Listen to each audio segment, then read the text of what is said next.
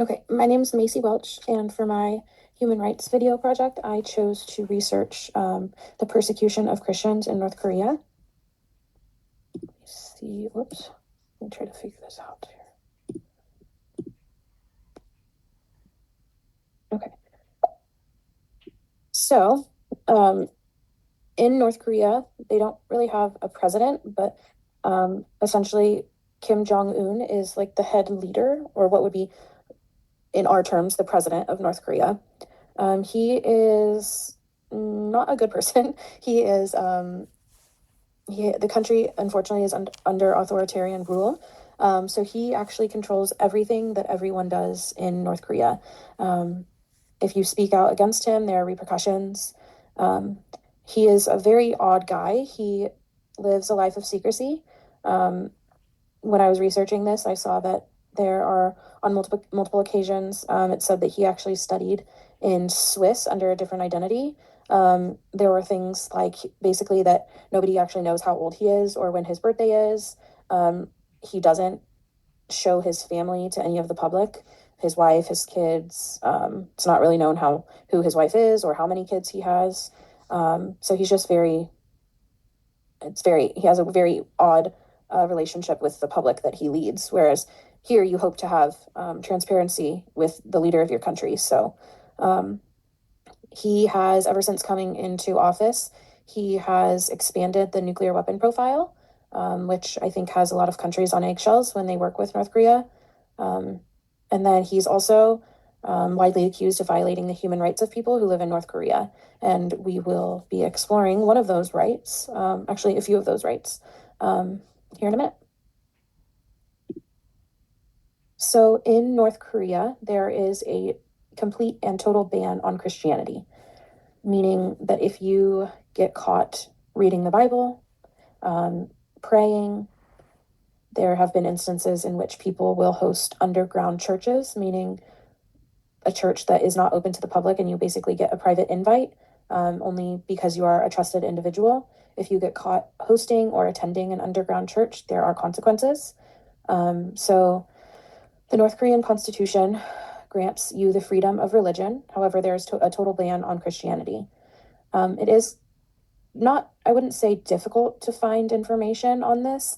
However, they don't necessarily want it to be public information because it affects the way that people think of North Korea, and specifically think of Kim Jong-un more as a dictator. So like I said, if you're found carrying a Bible or reading a passage from a scripture, you'll face harsh punishment. And then this is an example of them basically kind of putting on a show or a front for you. So although there are state-run, quote unquote, churches in North Korea, the locals know not to attend those churches because it's more for propaganda purposes and to deceive foreign visitors. So like I said, they like to put on this front to anybody that's not living in North Korea. So when visitors come, they think it's, perfectly normal and people can express themselves the way that they would like to. They can, worship whatever God they choose to, but actually that is not the case at all. If you are a local, a lot of times they have, I guess you could say, spies in these quote unquote churches. And if they recognize you or know that you are someone who lives in the area, they will come and hunt you down and you will face punishment. So why is it that Christianity is banned in North Korea? So North Korea ranks as the most oppressive country for Christianity, taking the #1 spot on the World Watch list. Christianity is viewed as a political threat, according to Kim Jong-un and his followers. This is due to the fact that North Korea runs on an ideology called Kim Jong-ilism, which is insane. Basically meaning that they are under his ruling and his ruling only. Nobody else's opinion matters. It's either his way or you're persecuted, essentially. And he sees Christianity as a threat to his agenda. If people are worshiping Christianity and worshiping God or Jesus or whoever you want to worship, that means that they are therefore not worshiping him and his ideas and agenda. And he sees that as a threat to his political gain. I even read that there is an instance in which he has completely removed Christmas as a holiday in North Korea and instead made it a holiday celebrating his mother. So that's just another way to take away from what Christians like to believe or like to worship.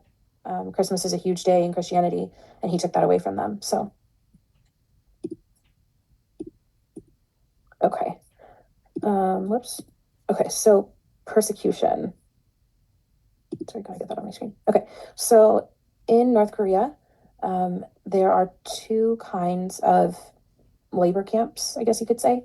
The first one that I'm going to talk about is it's called a Kwan Lee So, and it's essentially a political. Let me read that so I can see. Okay. It is a political prison camp where inmates are held indefinitely without trial. And the other kind of camp is a Kyo Wa So, which is an education camp where they reteach the North Korean way. So basically, I guess it just depends on who it is that finds you practicing Christianity or praying, and it's basically up to them to decide where they're going to put you. Like I said, a lot of inmates are held here indefinitely without trial, just waiting and waiting, and they're never held to a fair trial, even though they should never be in there in the first place because they have the right to worship a God, they have right to religion and to express themselves. Those that get caught practicing Christianity can face arrest, torture, imprisonment, and even execution. In 2014, there was a group of 5 people that had gotten caught, I think, attending an underground church, and all 5 of them got executed. And there was also instances where their families also end up being prosecuted as well, just basically kind of guilty by association. And then it said that there is anywhere between 50,000 to 70,000 people in labor camps, living in the worst of conditions, such as forced labor, inadequate food and water. And this is forced labor without pay as well. So if you have a family who isn't at a labor camp with you, you're not able to send money home to them. You're not able to provide anything for them because you're locked in this labor camp.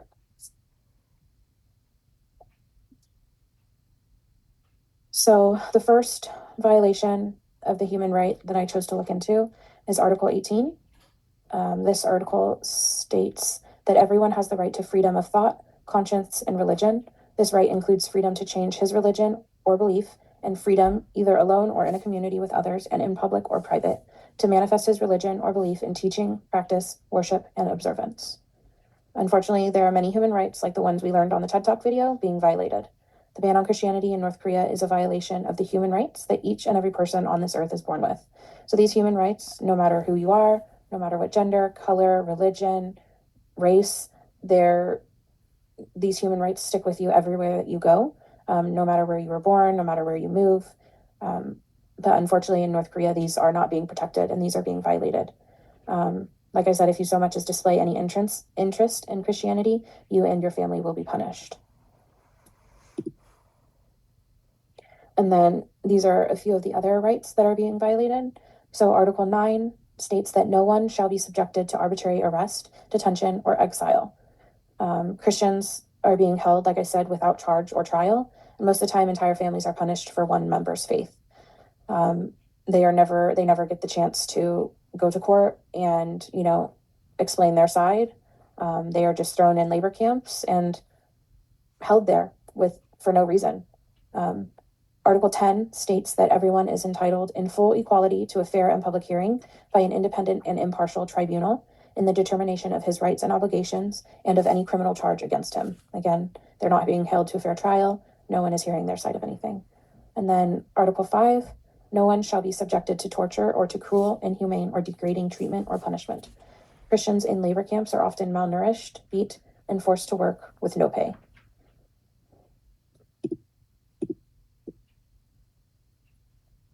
And then this is just a little slide on how this relates to other course materials. These labor camps are a form of modern slavery, as we discussed in the human rights lecture, as they are holding people against their will and forcing them to work with no pay.